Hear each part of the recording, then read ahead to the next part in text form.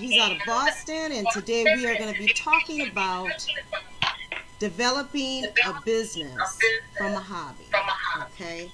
And operations, business operations, and product design and product development. So, hold on just 1 second here. Let me get him for you. Hello there. Hello, can you hear me? Yep, hold on just a second here. Let me get your... Alright, there you go, boy. Hello. Hello. Okay. How are you? I'm doing good. So I'm so glad to have you here. Thank you. It's good to be here. And I'm just going to go ahead and get my presentation situated here. You guys just bear with me.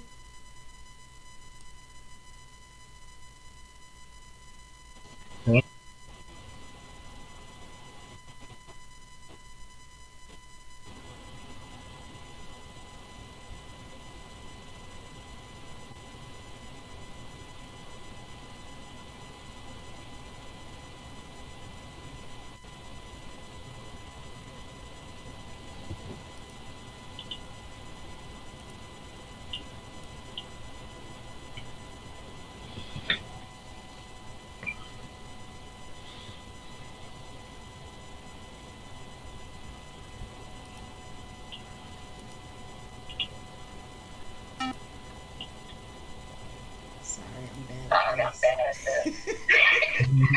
No problem.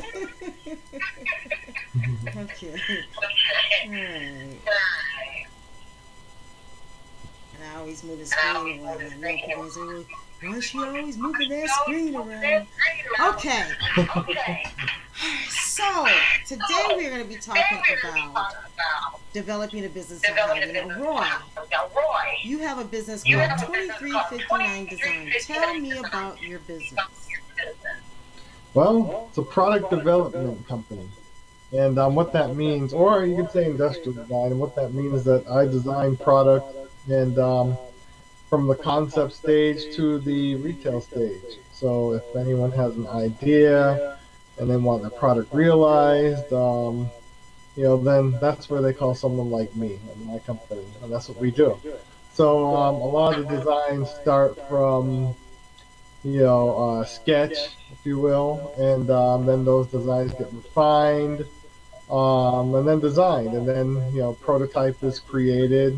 You know, we investigate that prototype to see what stage it's at, and when we feel that it's ready, then we'll look at putting that product into the marketplace. And then I also support that by the packaging and displays as well. So a lot of the displays in the retail market, I've designed a lot of those, as well as some of the packaging.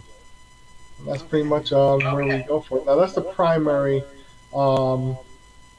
aspect of what I do, but I also do, if anyone ever asks me to do anything on a graphic level in general, then I'm capable of doing it. Yeah, I've got a team that I work with. I have graphic designers, I've got animators, multimedia. The core of what I do is put physical product into the store, into the retail market. But again, if it's a design product, I can take care of it. I've also done conceptual art and special effects for film as well. You know, because I guess when you know 3D and illustration and all those things and you're good at it, people are asking you to, you know, support their projects and not just products. And sometimes that's illustration and other things as well. Mm-hmm. Okay. So, all right. So let's. We've got a discussion agenda, and I'm going to share it in the same spot that your face is at, since we were having some issues with the technical, like we were having issues, nothing new.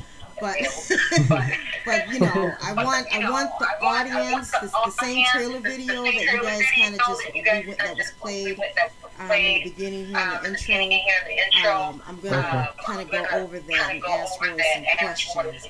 Also, if you guys want to call in, if anybody's viewing this and watching, you're more than welcome to give a call. Our telephone is on the screen right there, and you can ask Roy a question. Okay. So bear with me.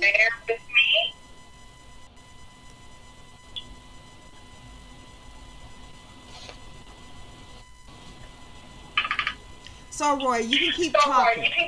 Okay. Now you're a native of Boston, right? I am. I mean, I was born and raised here, but I have a Caribbean background. We're at in the Caribbean. Yeah. Well, I've got a father who is from Trinidad and a mom who's from Jamaica, so I spent a lot of my childhood there.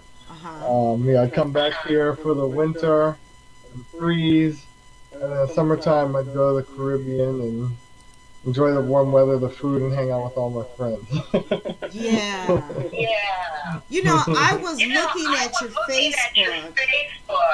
And I was, you know, on your Facebook page, I could see you have done a lot of extensive worldwide travel.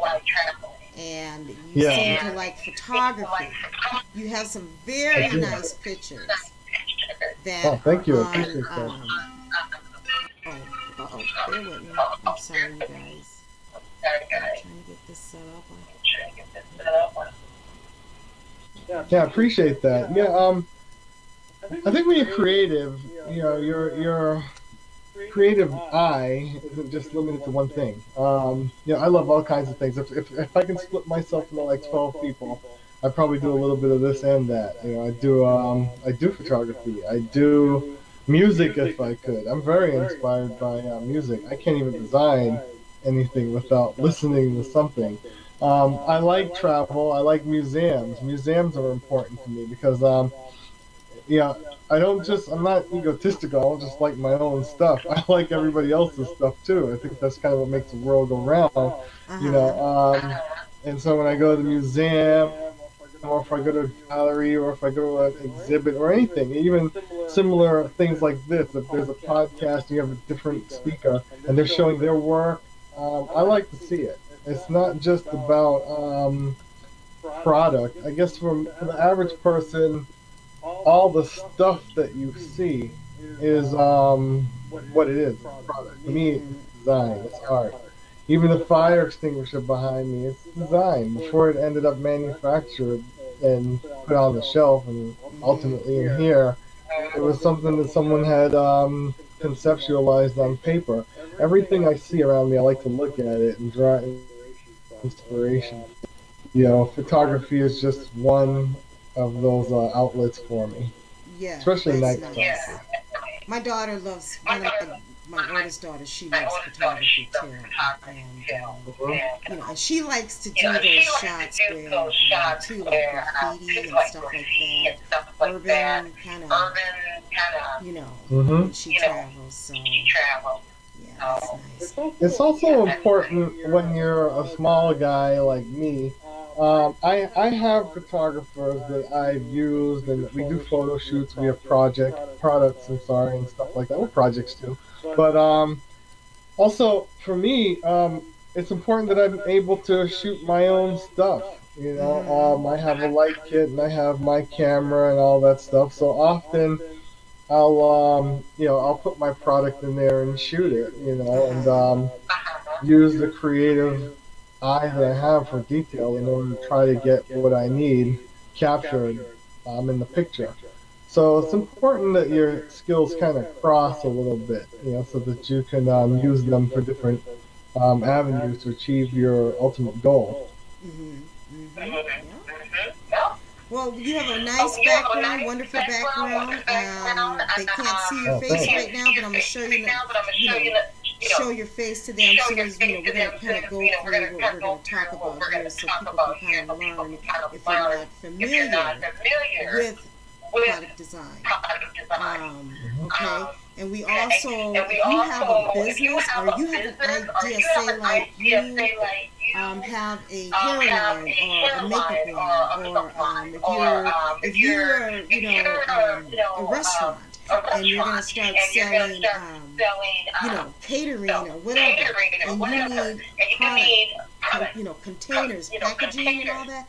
That is exactly what Roy does. Okay. So, we want you to shop black, and we want to let the world know that, hey, Roy is here for everybody to take advantage of his services. Okay?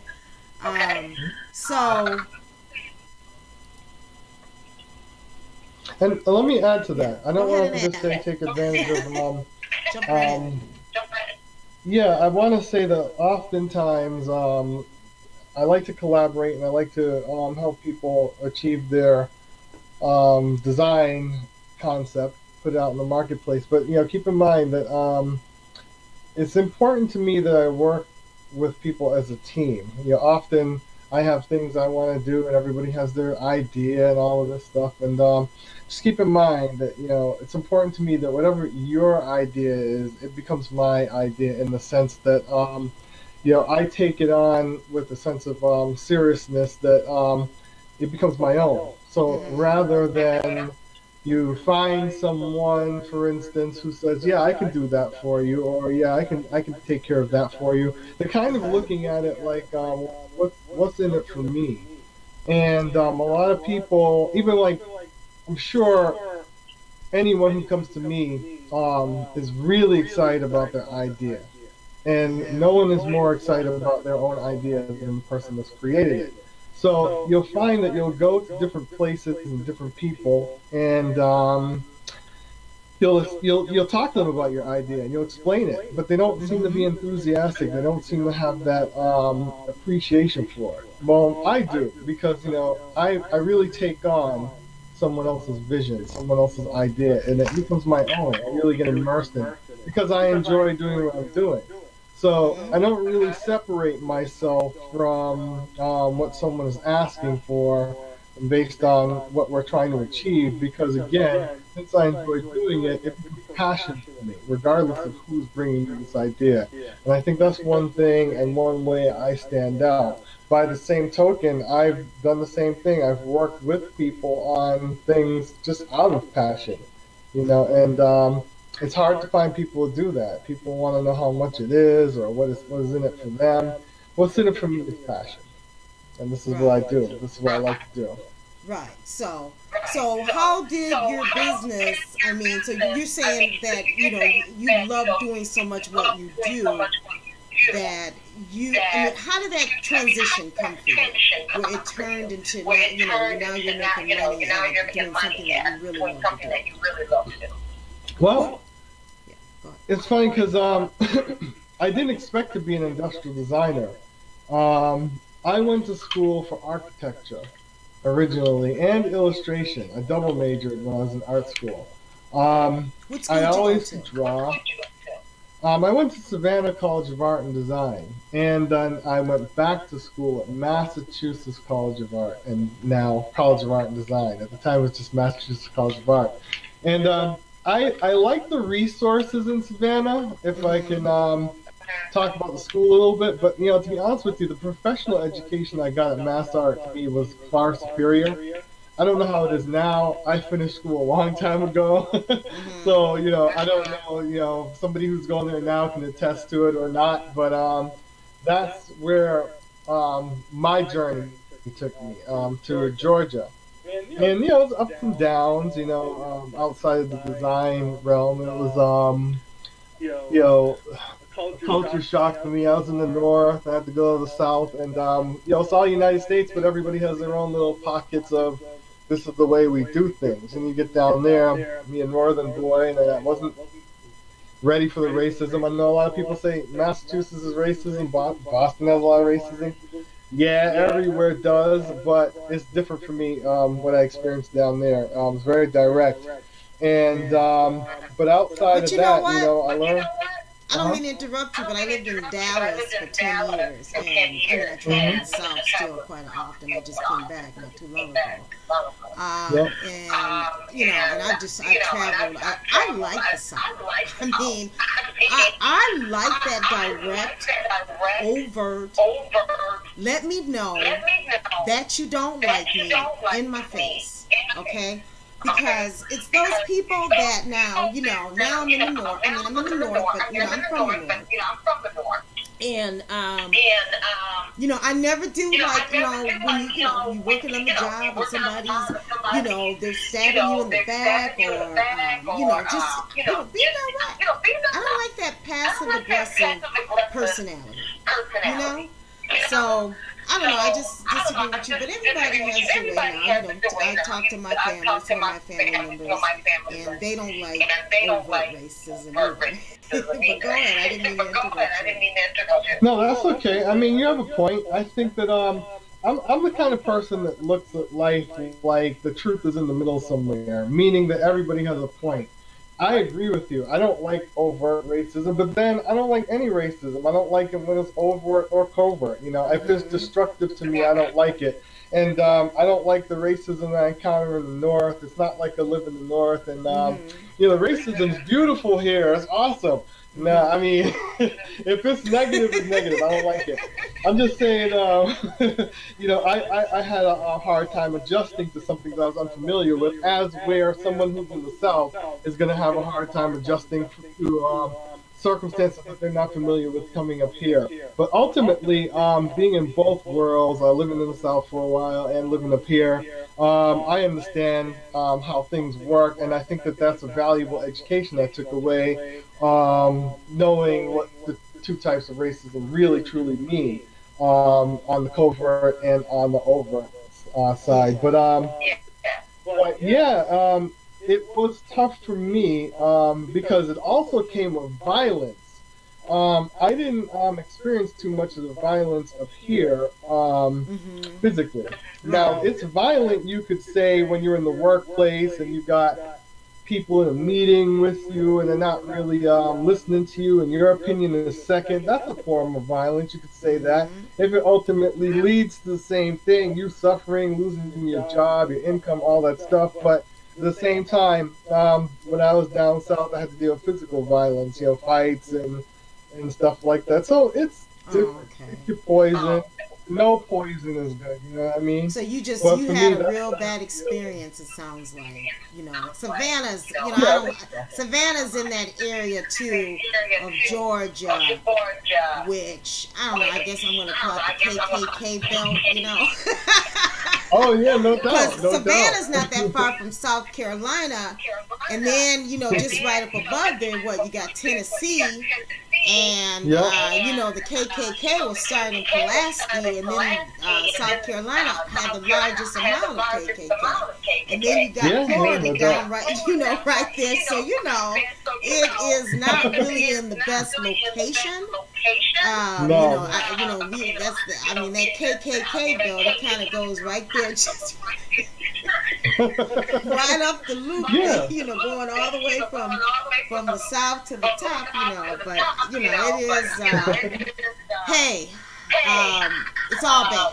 I don't care if it's over. I don't care if it's, I don't care. I don't care what kind of racism it is. So covert or overt.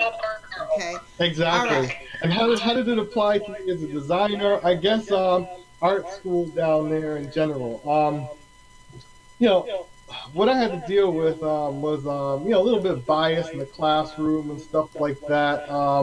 And so on. But what ultimately got me to go to school down there was I wanted to change. I wanted something different. And I thought that, I'd find that down there, and I did. So like I said, I double majored in illustration and architecture. Now, I could always draw, like I said, but I really wanted to get into special effects when I was young. I wanted to get into film special effects. But when I went to school, it was the 80s, and right then is when special effects were like model making and making miniatures and stuff like that, really detailed models for the film industry. And then, of course, I go to school, learn all this stuff about models, and then they switch to computers. They're in 3D. So they didn't have a specific major for that. You had to kind of piece together your skills. So I knew architecture would give me a little bit of that because I'm dealing with the preciseness, and I ultimately left architecture because it didn't give me what I wanted. Architecture wasn't as creative as I thought it would be. I'm really an artist first before I'm anything technical. Some people get into architecture and they find they're an engineer first. With me, I was more of an artist first. So once I found that they were putting the technical rules in place, and I felt like I was being put in a box, as I want to express, as I want to come out of that box. So the illustration really helped, and but I had gone so far in architecture and I wanted to do special effects, so I said, how can I use these skills, and industrial design. Here I'm not limited to houses and structures. Now I'm talking about products and all kinds of things. If somebody in the film wants to wear an apparatus that, like a helmet that can see through walls or some science fiction element, I could design that and make it real. And that's one of the things that led me to pursue industrial design. Now, of course, there's not a film being produced every day where somebody's going to need a special effects designer, and they have a team already in place. So what do you do when you're not hired on something freelance? What do you do when there's not a lot of jobs in special effects? You use your core skills for industrial design. So that means I'm designing products and doing what I do best, putting products out to the marketplace. I'm conceptualizing them and going as far as I can. But the cool thing about the film part of it and having this skill is that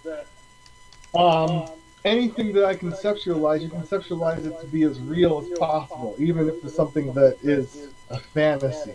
I've been writing an illustrated novel for a little while, a science fiction. And I don't just illustrate those things. When it's finally done at some point one day and somebody sees it, those aren't just images. Those are designs. Those are things I've taken to the furthest level that I can possibly take them. And possibly it is okay for some scientist and team to collaborate and make it a real thing one day. But that's my goal when I work on things, to take it as far as I can. So hopefully that kind of gave you a little bit of background on where I came from. Right. Okay. All right. Let me get this title changed here, because I've got. Cheryl, if you can hear me, I see that you sent me a text message. In the chat room. You're in the chat room. If you can hear me, could you please let me know if it's still echoing? Because we were having some technical problems.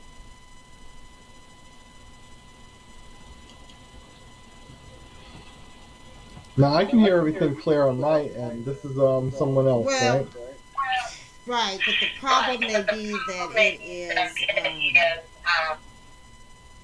Remember, you didn't get on the normal way how we normally.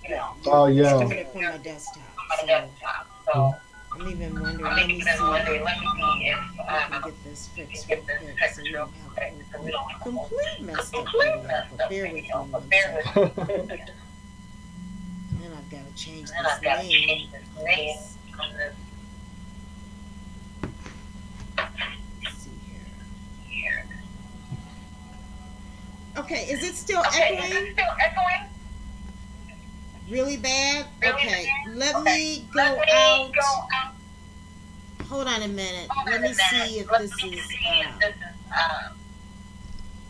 It's probably because I got this thing on with the phone.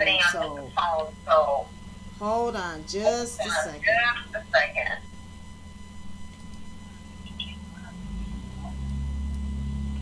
Hold on. Oh, shit. One thing. Let me get the title on here. Hold on a second. Probably have to turn their volume down or off and do a push to talk or something. Yeah, I think what we're gonna do. Oh my gosh. We're just having this problem with him coming in the Him hangout. coming in the hangout. It's what? What? He's not echoing. He's not echoing. Okay, let me go ahead and turn my mic down. If I turn my mic down, you might not hear him. That's what I'm afraid of. Hold on a second.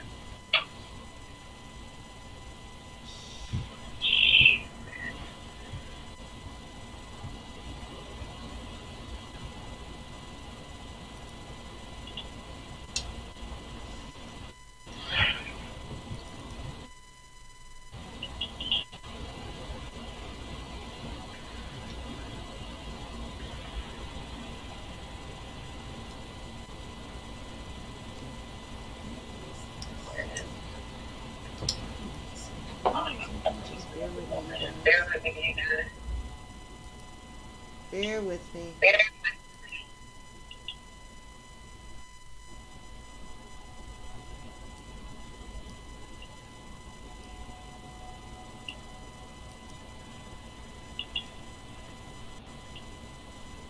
Huh. Oh. Oh.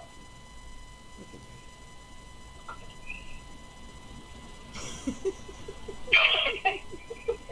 Cheryl. I need a technician. For real. For real. I'm sorry. I'm sorry.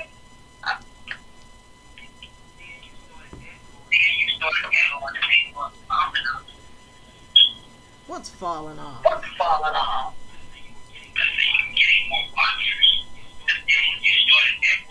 There's still somebody watching. There's still somebody watching on Facebook. There's people watching all over. I'm not worried about that. I just want the video to be okay. That's how it is when you do these live podcasts and sharing cameras and got 4 different screens up, you know? Hold on, let me see. Hold on. A year from now, I'll probably be a pro at it, but you know, I'm still learning. Let's see.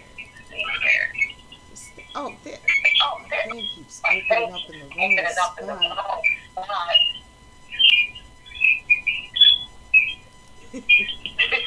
I said, look at that granny old lady. Trying to. Okay, let's see here. Let's go with this microphone. I don't know why this microphone.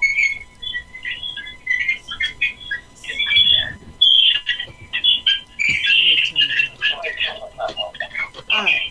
Cheryl, is that better? Is that better?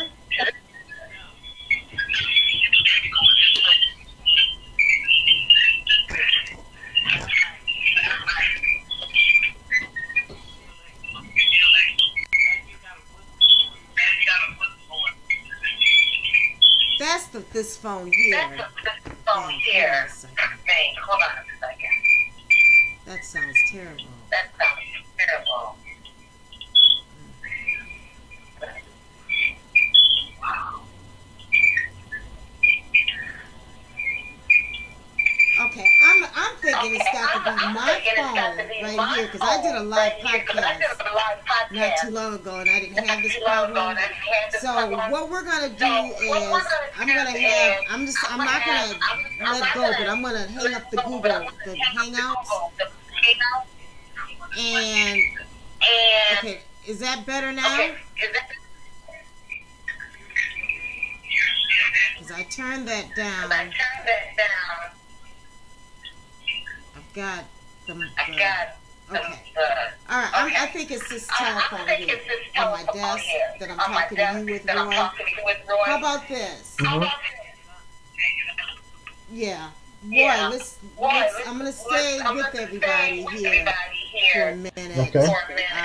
I've got something I can show here to present. But why don't you go ahead and I'll disconnect with you on this line, and if need be, we're going to just have to do it where you just call in on this podcast. We can always do it. Okay? So that we don't have this echo. So, okay. So let's go ahead. So I'm going to hang the... Did you understand what I'm saying? So I'm going to hang this up. We're going to go ahead and hang this line up. Roy, I want you to just call in. Don't do the video. Call in on the number, okay? So go ahead and X out of here. Okay. Okay. I'll give it a try. Yep. I'll see you in a bit. All right. And I'm going to hang up this line. And then you call in on the other number. Go back in the hangouts and just call in. So okay, I'll give it a shot. Hung up there. Now, Cheryl, is it doing it now?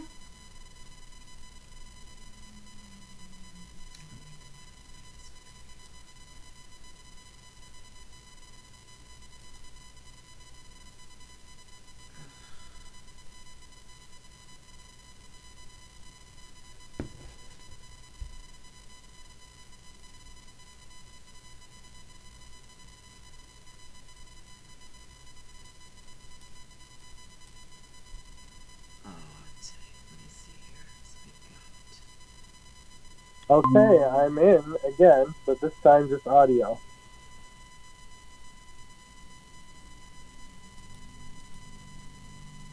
Can you hear me? I still can't hear him. For some reason, it's not playing. Okay, I can hear you, but I don't think you can hear me.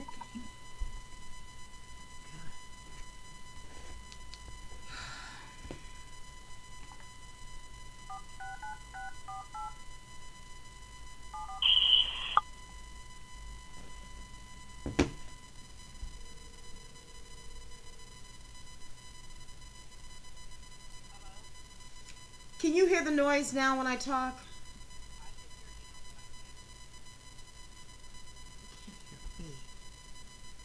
What do you mean you can't hear me? You can hear him. He's not on there with me, right? What do you mean you can hear him?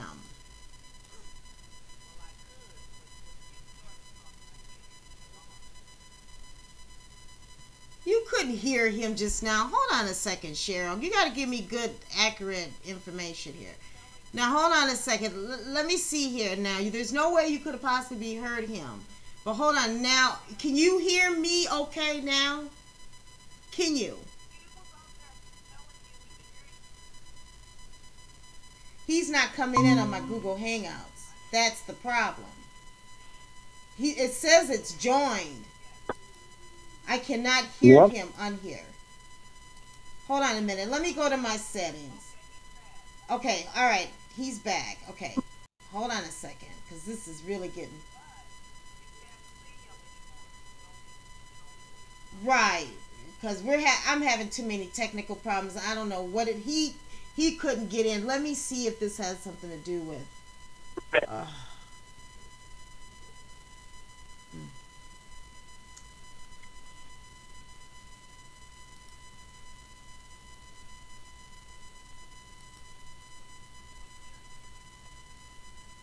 I can't hear him. Can you hear me? I can hear you. Can you hear me? I can't hear him.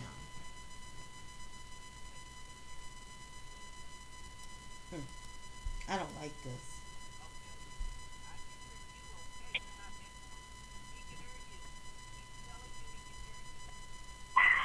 Yeah, but I cannot hear him. So just a second here. Just trying to see if there's something off of my settings, but I'm not seeing anything wrong with the settings. Oh. I'm definitely here.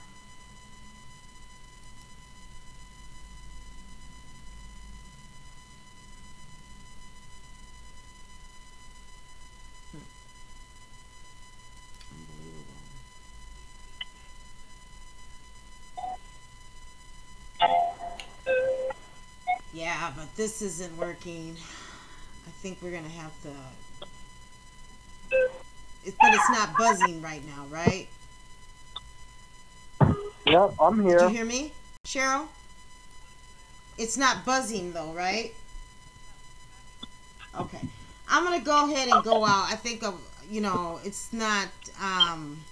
The echo's coming from my desk phone, so.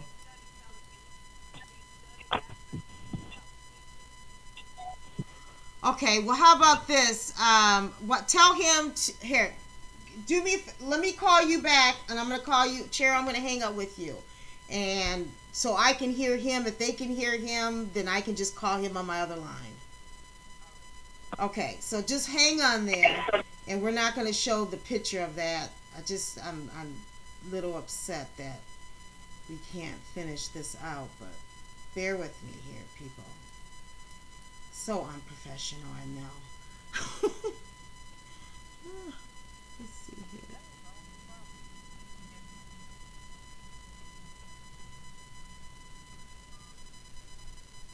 Hang up, Cheryl. Let's see.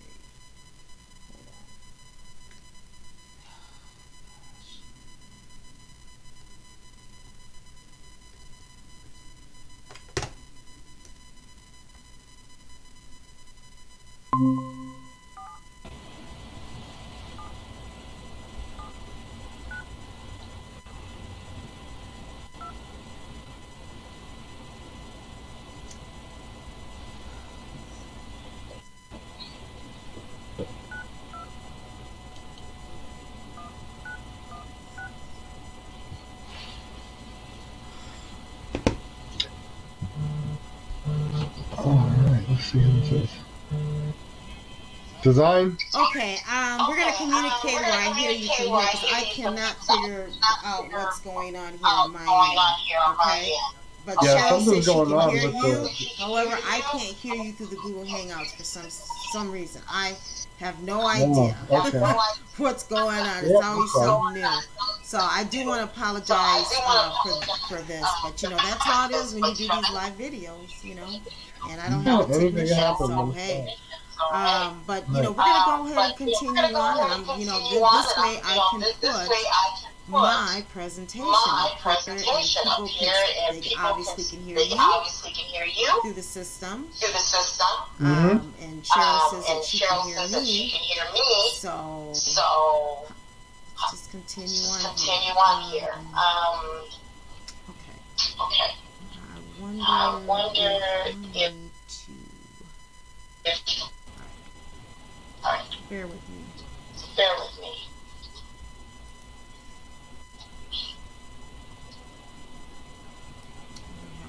I don't have a million windows open here.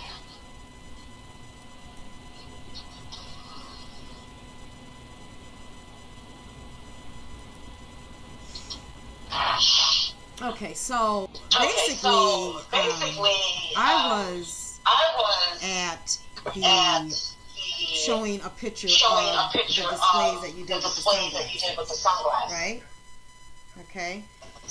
And talk a little bit about that, because that's really nice. Who did you do that for? What store is that? And well, there's several stores that I've done work for. That probably was under a company that I'd worked for at the time, but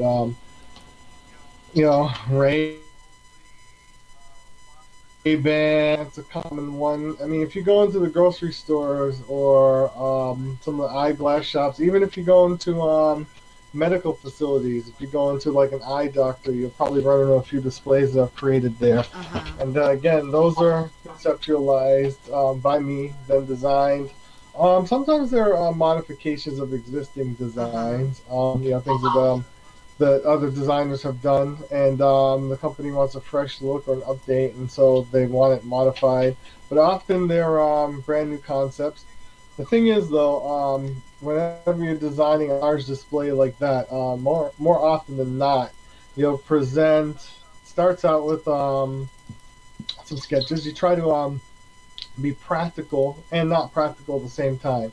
So you want to be creative when you first come up with a design like that, and just come up with anything, even if it's not feasible. You're just looking at shapes, really, and you're looking at the composition of the shapes, how they fit. You want to just have ideas. Other times you want to then have a practical sense behind it too, because this is something that has to be created in reality and put into the store. So you have to have some degree of practicality to it. And then what you do after you've come up with all your sketches, you try to refine them. You look at the ones that fit best, which are the ones that work best. You have an idea or a sense of what that product is. How does it fit on the display? How many quantities do you need? And how does it relate to one another? You have to bring in the practical elements and the requirements, like the height requirements. So in the store, people have to be able to see over it, especially if there's an emergency. They have to get out of the store. They know where the exits are. They have to know what's around. It has to be safe enough where it's not going to tip over and kill a small child or even you. There's all kinds of considerations that you add to the impractical and make it practical. And then once you've refined that, then you've got to come up with a limited amount of designs, because you don't want to inundate your client with a million different things. And then usually, even after you've shown them that, and say you give them 3 concepts, some people want 8, some people want 3, some people just want 2 or 3. But the 2 or 3 never really works well, because usually they end up coming back and keep coming back. So you want to give them 3 initially, and they're going to pick one, the most practical, the one that fits them the best, and their plan and what they want to do. But even when you come up with something pretty creative, sometimes the budget will reduce it to something far less. You might have something with all these curves in it.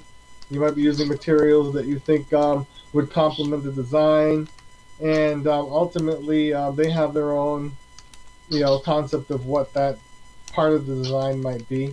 A lot of the times that is dictated by cost. So even though you have all these curves, the budget's going to make them straight, and you're going to end up with the box in the end anyway. Sometimes there's a little bit of ego attached to it too.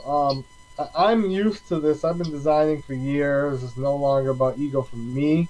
But for a lot of executives, they're paying for it. It's their display, their company. So I kind of want to be able to say that I had some say in it. It wasn't all the designer. I wanted this done to it. So they'll go back and tell you to make a change or something like that, so they can say, yeah, I did that too. I'm responsible. That's worn off of me. In the beginning, when I first started working as a designer years ago, I'd go to the store and say, oh, wow, that's cool. Look at my display. It's in the store. Look at my product. It's in the store, and that's great. And I'd be showing strangers, like, oh, come over, take a look at this. And, I hid my graphic in here. Yeah, and they didn't really care because, just something that you shop from, or just a product to them. But for me, it was cool. But now that's worn off. I really don't care about it's work. Work is work. And in fact, it's the opposite now. Sometimes you go into a store and you'll see your display in there, and you're like, oh my God, that thing. 6 months of pain working on that thing. So it just depends. But quite often, more than not, whatever you think that display will look like, sometimes it gets changed based on budget and all those things. And ultimately, you get what you're left with that ends up in the store and what you've seen. Okay. All right. Well, let's move on here. Since we've had so many problems, I want to continue on with what I learned about you. I think it's very interesting. All of your life and your travels and everything. But if anybody's thinking about developing a product line, Roy is the person to call. Okay, he's done some very professional work here, and I want to talk a little bit about how do you go about designing some of these displays. And I want to talk about the elements of product design itself. Okay, so the essential requirements of product design, of course, is repairability, reliability, reliability, aesthetics, durability, producibility, producibility, simplicity, and compact. Right. Right. Out of those, what do you pay the most attention to? It depends on the product, really, and it depends on how I approach the design, and also even the client. As an artist, I can do what I want. Mm-hmm. You know, like I said, I was writing an illustrated novel. It's my world. I can do anything I want in that world. Mm-hmm. I'm the artist. You know, if I'm painting a picture, I can do whatever I want. Mm-hmm. I can be abstract, I can be realistic. That's my choice. But when you're a designer, you're mixing your art with requirements from your client. So it's really kind of depending on how that design decides to form itself in reality has a lot to do with the client. You can't just go crazy and do whatever you want. You can if a client wants you to, and there is some degree of, you know, you have to use your creativity and your practical knowledge, but a lot of it has to do with what the client is looking for. Ultimately, it's their product, it's their baby, and you need to embrace it. You need to look at this child and say, "Oh, what a cute kid! You know, let me take care of it. Let me hold it for a little while." Mm-hmm. So that all depends on them, really. To some degree, you. What's more important? What's important to me as a designer? Being an artist, being creative is most important to me, passion-wise. You know, I want to make a difference in my design somehow. I want to have something that stands out, even if it is a display. You know, I find that so many things look the same in America. Like, I've traveled, as you know, all over the place. I've been all over the world. And when I go to different places, I see that there's such an emphasis on art and visuals, and I see the impact that has on the citizens. They feel good about it. They feel inspired. Their mood is different, you know, as a whole.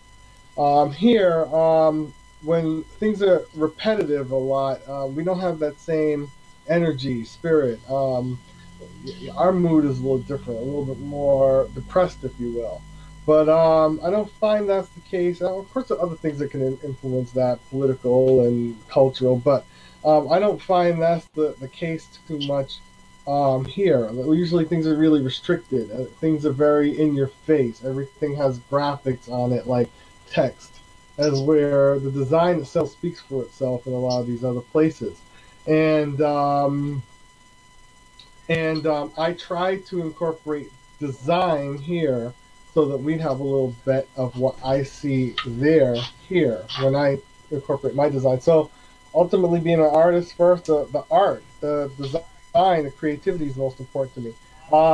Of course, that's not to say that safety and practicality isn't important. They're equally important, because you ultimately can't put something out in the marketplace that doesn't fit or is not safe.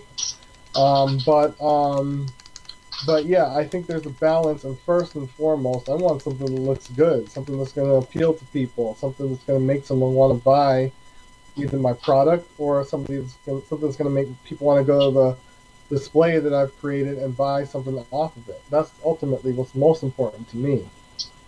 Mm-hmm. Okay. All right. Well, let's move along here.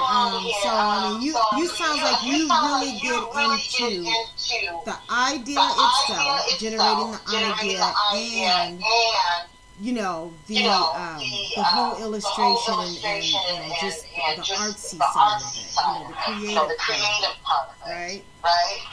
Yeah, and I think that there's a importance to that. I don't just think it's about being artsy. I think it's about being original, being different, trying to push the envelope. If everything looked the same, then why buy my stuff? If everything's the same and I'm going to design your product to look like everybody else's, you know, what makes your product any better than, you know, if that's the case? You know, so it's important to have that look, to stand out, to connect with people. When you go to the museum, you're not buying any of those things.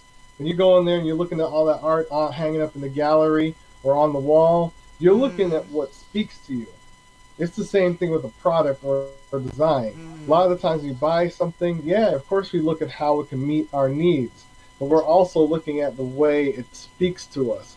And that's important for me as an artist and a designer, to get my product or my design to speak to you. And even if, when I say mine, if a client's come to me and ask me to design something, even under their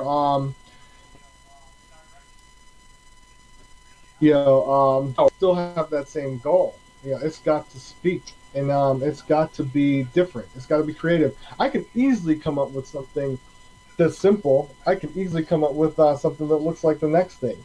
But what I'm not satisfied with that. I have to come up with something that's different, and I'm gonna push the envelope. More often than not, like I said, even when you push it, it ends up being scaled back anyway. And based on the budget or based on someone else's requirements. But yeah, ultimately, it does depend on requirements of the client. They might not want something that's too out of the box. They might just have a basic need to fill. It really just depends. But generally, I think that the art aspect of it is important, because you're selling something. Look at. Let me bring up one more factor. Take graphic design. It does the same thing. If you're selling water, it's H2O. That's what you're selling, right? Right. And it doesn't matter if it comes out of your faucet or if it comes out of a spring. It's still water. What sells one bottle of water over the other? Is it really that this packaging, the plastic in the bottle is safer? Maybe, but that's not generally what sells it. Usually it's that you go to the store, you see the image on the bottle. That has nothing to do with the water. The water is clear. It's not appealing anything more than any other water or any other thing. It's just the package, the shape of the bottle. It makes it seem cooler than the other package or the other bottle, or it speaks to you. If everything were generic and it were different companies you were buying by brand, who offers what, I'm sure that things would be very different. But what usually sells a bottle of water as opposed to another one is the design. And I'm using the example of water because you can't get any more pure and obvious than that. There's nothing to it. There's nothing added to it. You can go through all we clean it up. We do reverse osmosis and all this other stuff. All right, everybody else is doing that now too. But what makes that bottle of water sell as opposed to the other one? It's usually the look. It speaks to you. You can get in all the technical things, the size and the plastic, or they have a conscientious company, but ultimately, for most people, that resonates with me. I like the way that looks. That seems to be what I'm looking for. Why? Because of the labeling. Because of the design. Yeah. Okay. Yeah. Okay. All right. Well. Okay. So. Let's see here. So. Roy. I want to know. How long does it take from start to finish to develop some of these projects that you've worked on? And, like, say, for example, I want to, I have a hairline and I want to have like some portable displays. A display for my weave product. How long does it take? Each one is different. You can knock out a design, I'd probably say within a month, and get it out there and manufacture. You can get it done probably about 3 weeks. Okay.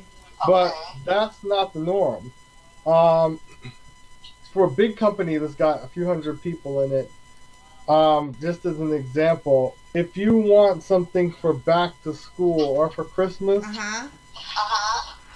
back to school is what? September, October, around there? We're starting those like now, February. And that's for a big company. If you want things out there, you really got to start looking at that stuff now. Because, you have to design it. Then you've got to have it prototyped. And the prototypes come back. You find out the prototype doesn't work. It looks good on paper, but in reality, the plastic used was not the right type of plastic, and you find that it's breaking under pressure or in the mold. Even if it's none of that, it looks good on paper, you find that in reality it doesn't hold up the way you expect it to. There's always some hidden surprise in a prototype, and those things have to be refined, and it really depends on how picky the client is. It depends on the budget. You can come back with 100 different prototypes and they might not be happy. There's something that well, I liked it at first, but now I don't.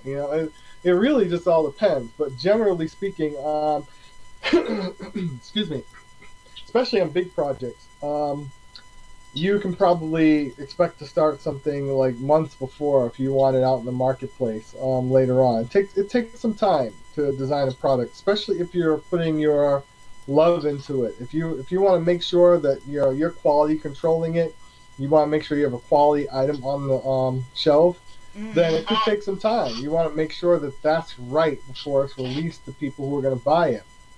It's gonna be a benefit to you later. You don't want somebody to buy your stuff and find all these flaws in it. No, it doesn't hold up the way I thought. Next thing you know, instead of a 5-star review, you're getting a 2-star review on Amazon. And some people are okay with that. They just want to put stuff out there quick. But then their sales drop, but then they have enough profit to redefine it, remake it, and then the next version is a little better, and so they get 3 stars. That's a risk, though, because if people associate your product or your brand with bad quality, then they probably won't want to take a chance on you again. If they bought something the first time, it didn't work out the way they expected to. So I like to take a little bit of extra time if necessary. Of course, time is always against everybody. You always want your stuff out there and you want to profit immediately, but it's worth it, in my opinion, to look into everything and sort of quality control it yourself as best you can before you put it out in the marketplace. And if that takes a little bit of time to do, it just does. But ultimately, again, that's in the hands of the client. The important thing for me is to know what their deadline is and to get that out there. It's not that I'm sort of telling them what the deadline is. They're telling me what their deadline is, and I'm trying to see if I can meet it. If I can't, I'll be honest and say, I can't do it. That's an unrealistic deadline for me, or you have all these other things to consider. But really depends on them. Sometimes you'll hear, I have plenty of leeway on this project. Let's go over it. We want to make sure it's right, and it just really depends on the product. And obviously, the size of the project is a determining factor as well. If you have a big project with a lot of different pieces, a big team, that's going to take a while. And if you have something simplistic, it's going to be short. Business card is a design, but you can get that business card in a day and printed the next day.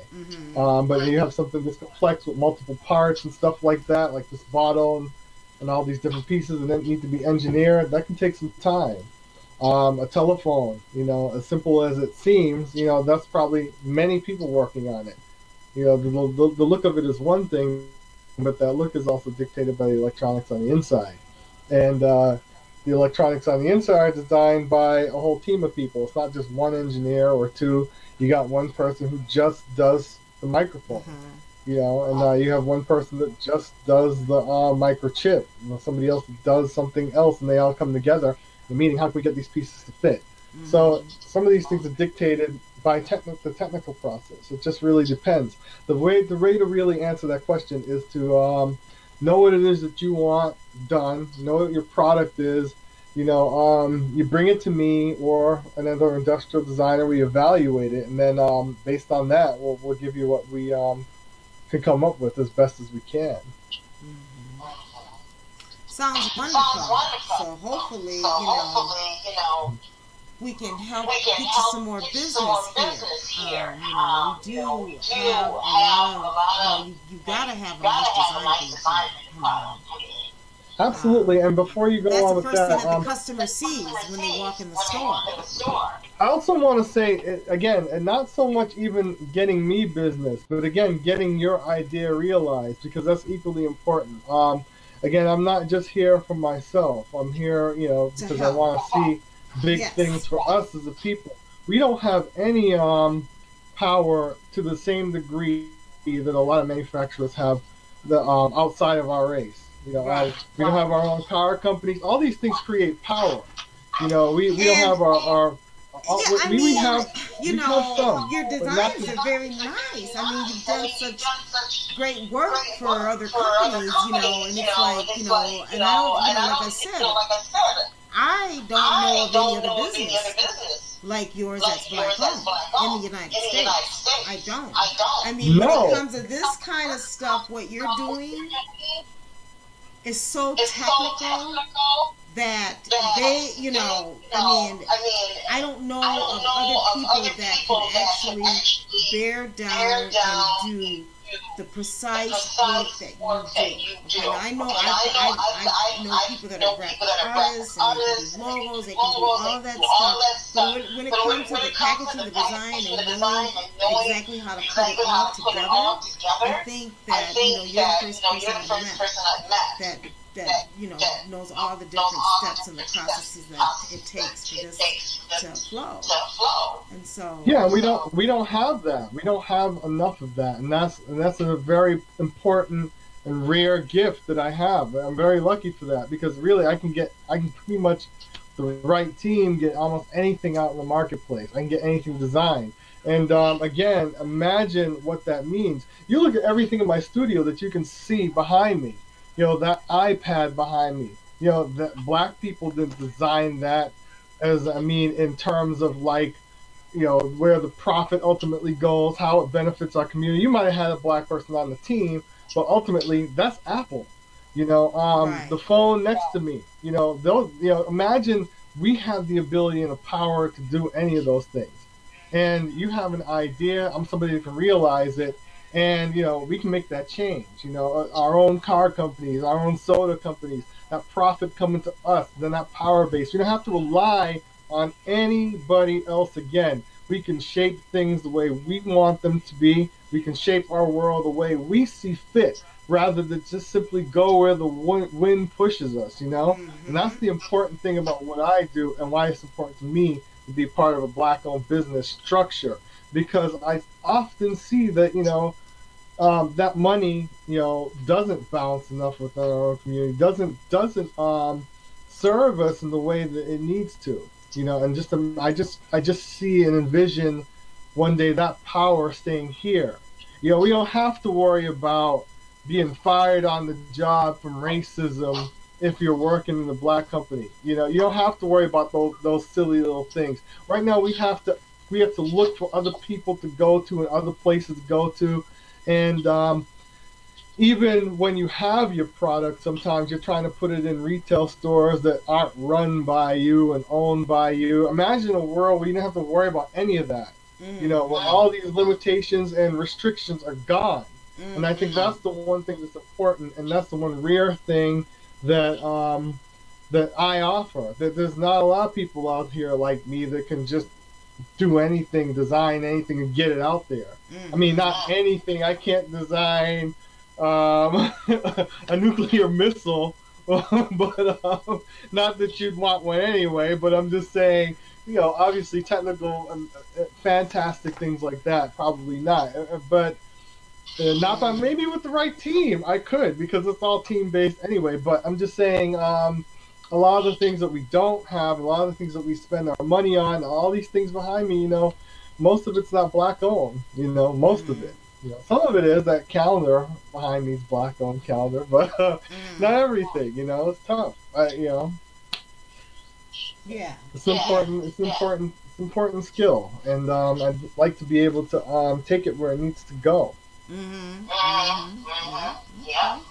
Again, not just for me, for our own sake. You're there for you know, these businesses. You're there. Absolutely. You're there for these Black businesses to take advantage of, Absolutely. you know, your gift from God, because that's a gift that you have. Absolutely. It's my responsibility. You know, this is the planet we live on. We gotta give back. We gotta make it how we want it to be. We gotta shape it how we see fit. Otherwise, you know, it's going to shape us. And that's what it's been doing far too long. And it doesn't have to any longer.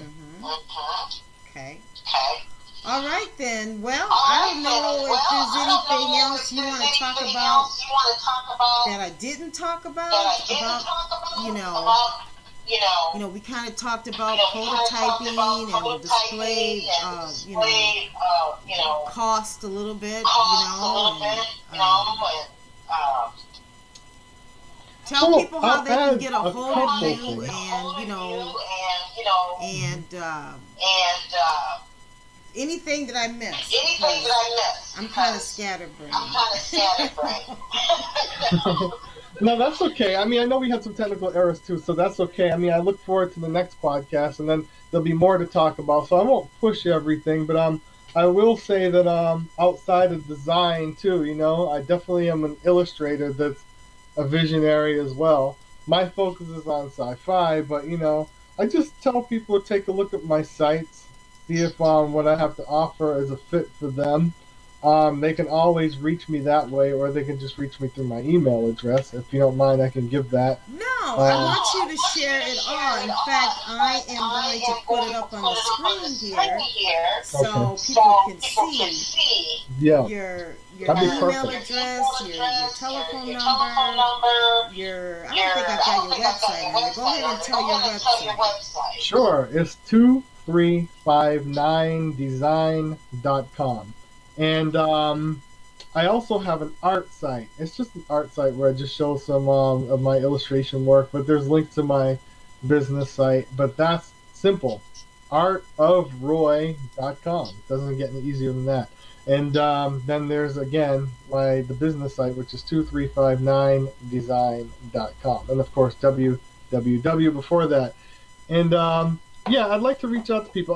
I've tried to reach out. I'm not going to mention their names, but I've tried to reach out to some prominent black people in the community, some of our leaders, and say, I'm into helping black people. And, I want to start something too when they make videos. But then when I reach out to them, I get crickets, or I get, it's not really us, or we're not really looking for that. So, again, how are we going to move forward if we're not going to take that step? We have issues when it comes to black business, supporting black-owned businesses. You know that we do. It's really sad, and it comes from every front.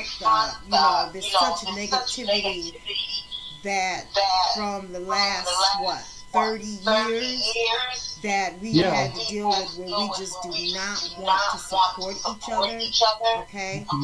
And so hopefully this podcast, Shop Black, is going to change some minds on that. And we got to deal with a lot of stuff, we've got issues with, black on black jealousy in our communities where we don't want to see each other grow or somebody else have that success. Okay? So we don't even, it goes all the way, boils down, in my opinion, when it comes to black-owned businesses, all the way down to us patronizing and being loyal to a black-owned business, because we hate to give that support to another black-owned business. I agree. It goes deep. and that's why we need many. It's not just one, because you think of how many non-black businesses they are, and then you go to, for instance, you don't just go to one grocery store, you go to several. So imagine, we're supporting a black-owned, for instance, grocery store, great, but at the same time we're going to other grocery stores as well. So if we had more people doing this, more people taking that step and supporting, we'd have probably 5 black-owned grocery stores.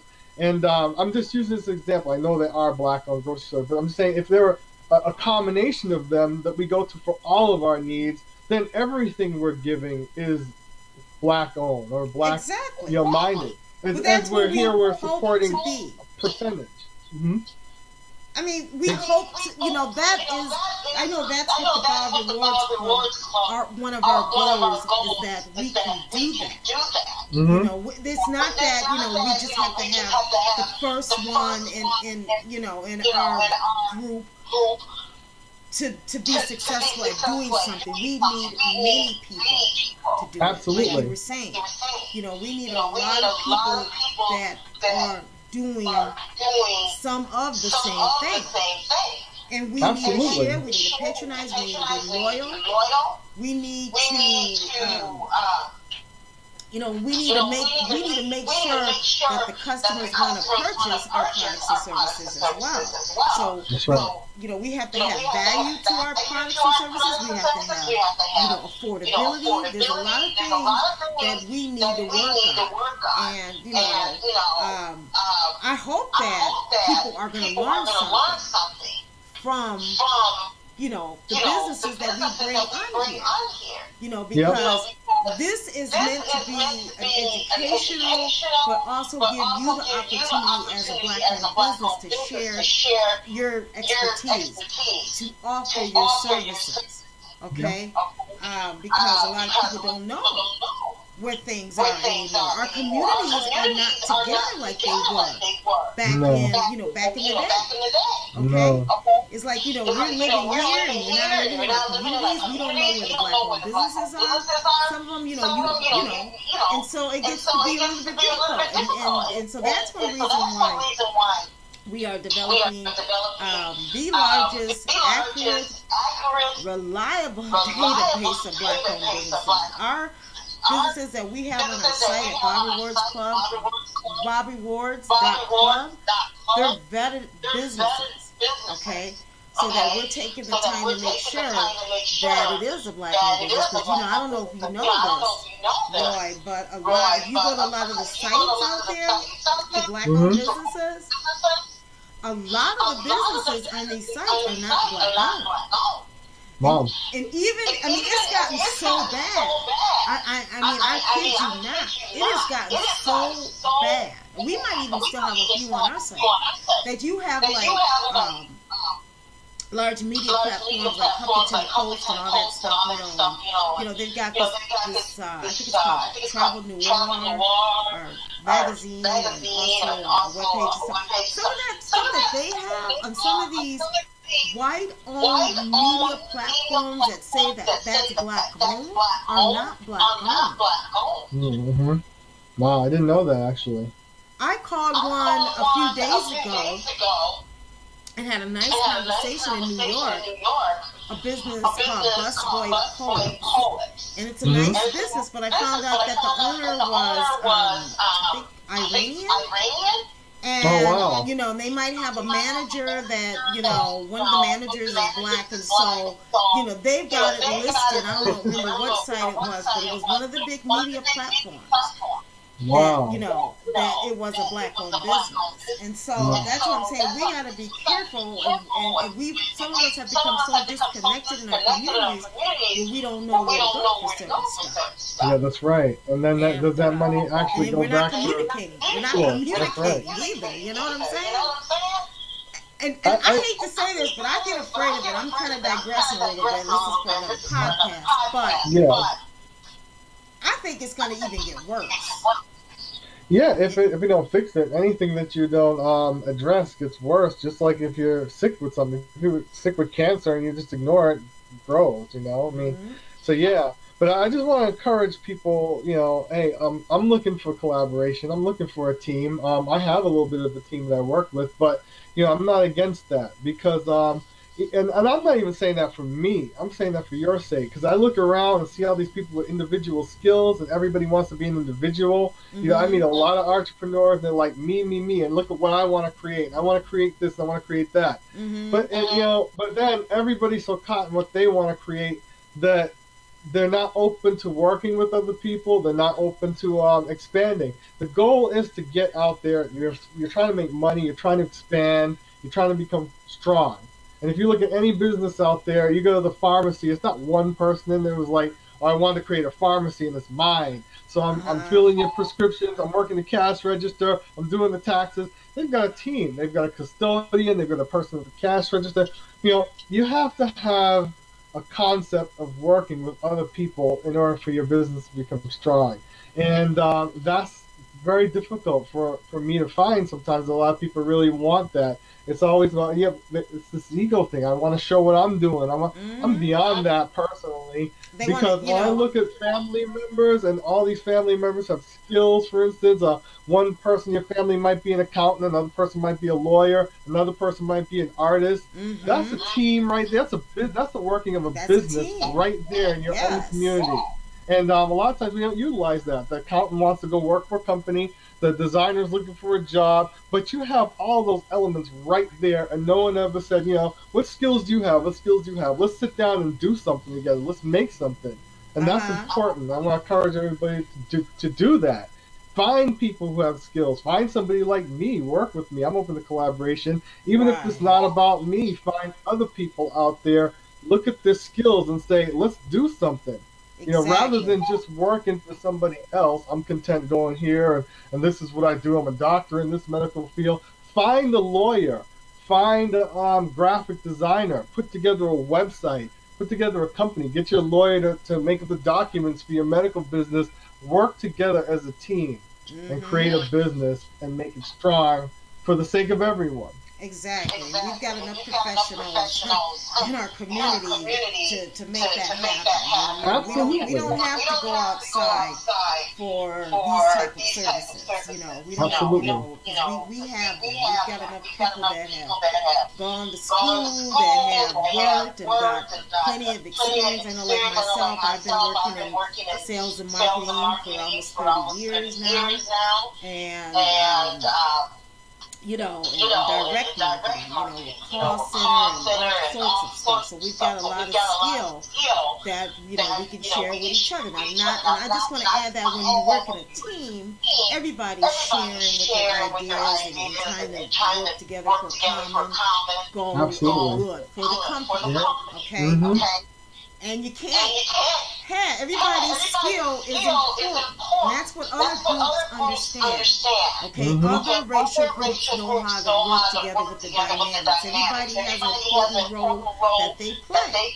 Okay, I don't care what type of industry that you're working in, if it's a restaurant or whatever. Okay, and so it's very important that we do give respect to everybody's role. So if somebody is in the role of managing the operation, it's very important that you respect that role of that individual. Sure. And that's one thing that I think that black companies have a difficult time when you hear, because I work with black-owned businesses all the time, and one thing that I do hear from other black-owned businesses is that owners is that they have a hard time with finding good people because of the fact that that person always either wants to run over them or try to, they can't handle the authority of having somebody else black give them, direction in how to do their job. And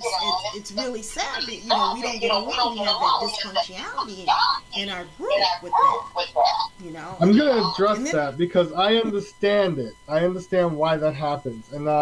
And a lot of it has to do with us being restricted, and racism playing a role in making us feel like we don't have a lot of power, a lot of say. So when you get something, when you finally get that chance, you want to get out that box. And even if sometimes it means other people get in the way, you want to know, you want to let people know, and you want yourself to know that you're outside that box. But you have to contain it. You have to be careful. Remember that if you're a team, it doesn't mean that you're not shining. You're shining as a team. It's okay to shine with the group. That's why I'm not like, it's all about me, it's all about my product. I don't really care, because ultimately, as long as I'm part of something, that thing succeeds, I succeed. And you really kind of got to look at it that way. If you really look at it like, but I need people to see what my idea is. I need people to see what I did because I haven't had that before. And because I'm tired of people always, in life and racism telling me that, I'm not able to do this and I wasn't able to do that. And now, here I am, I'm the boss of this, the boss, and I need to let people know. I'm not going back there. I get it, I'm from the same world. But at the same time, you got to remember, if that succeeds, you succeed because you're all on the same team. You're like fingers on a hand. Like what Malcolm saying, if I slap somebody with my hand, it might sting a little bit, but if I really want to put somebody back in their place, I got to bring these digits back together. So when you're a team, this is what you are, and everybody is responsible for getting there. You win, ultimately. You win. right, well, good. Well, we're going to end on that note. I want to thank Roy Rudders. He's at 2359 Design out of Boston, Massachusetts. It doesn't matter where you are. He will work for you. You could be across the world. You could be in Australia. You could be in Africa. It doesn't matter. Right, Okay? right. With technology now, all you need to do is connect with him. Go take a look at what he has to offer. His email address is design@2359design.com. Okay? Yep, and that's all numerical. Yep. His direct telephone number is 617-792-1916. And then, of course, if you look at the URL of that email that you guys see up on the screen, 2959design.com is his website. So, hey, everybody, go enjoy and go take a look and send a shout out. And then I want everybody to share, like, subscribe to this podcast. I want everyone to invest in your black community. Okay? Invest in your black community. So that will end it. And if you want to say one last word, let me know. Well, I say thank you, everyone. I appreciate it, and I appreciate you for having me on this podcast. And I look forward to seeing podcasts from the rest of everyone else out there in the community. I want to see what you guys have to offer. All right. Well, thank you so much. Thank you. All right. Okay, we're going to do another one because, we're going to take a look at this one and see how it came out. Hey, it is what it is. And I hope everybody heard okay. All right, I'll be in touch with you, Roy. I'll send you that email, okay? All right. Thanks again. Take care. Bye-bye.